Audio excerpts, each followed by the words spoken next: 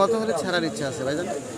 এইভাবে আর কি ছাড়া লাগবে এখন বর্তমানে এইভাবে মানে দেখে শুনে বাজারে, বিক্রি হ্যাঁ, করতে হবে, তাই না? এইভাবে। ঠিকই বলছেন। তো ধন্যবাদ ভাইজান আলোচনা করার জন্য। তো প্রিয় দর্শক, আমরা কথা বলতেছি তিলের যে সমস্ত চাষি ভাইরা আছে তাদের সাথে, জানবো তাদের সাথে কথা বলে। এই যে এইটা যে তিল, কত মন তিল নিয়ে আসছেন আপনি? আমি কত মন লেজি নাকি হ্যাঁ, আপনি কত মন নিয়ে আসছেন আজকে? আধা মন লেজি আধা মণ। দাম বলছে না? বলছে কত কত বলে প্রতি মন? 3800। 3800। তাতে এর আগে কি আনছিলেন তিল? তখন কত দরে বিক্রি করছেন? 4200 4000 এখন বেচছি। তাহলে তো মেলাটুকু কমে গেছে। তাও তো 400 450 এরকম কমেছে। কমছে, তাই না? হ্যাঁ।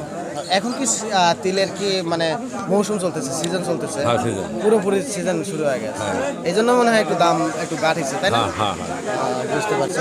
তো প্রিয় দর্শক, আমরা কথা বলতেছি হাট পর্যায়ে যারা তিল বিক্রি করতে আসছে সেই সমস্ত ভাইদের সাথে, এবং জানতেছি বর্তমান তিলের পাইকারি বাজার দর কেমন চলতেছে। তবে 37, 37.5, 38, 38.5 এরকম কিন্তু দাম চলতেছে।